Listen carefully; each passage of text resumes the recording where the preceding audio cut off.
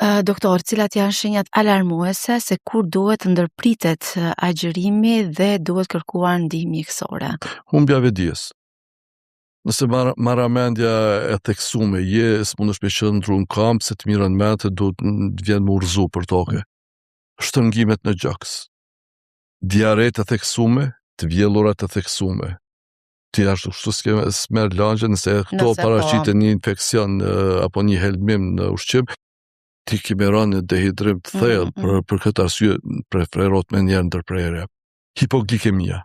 Nëse bien vlerat e sheqerit ndër 3.9 tek personat që se kanë diabetin e kontrolluar, atëherë kjo do të shkojë me kokëdhimbje, dridhje, ethje, konfuzion, jo vetdije kthjellë, gjithë me njerë do të ndërprehet.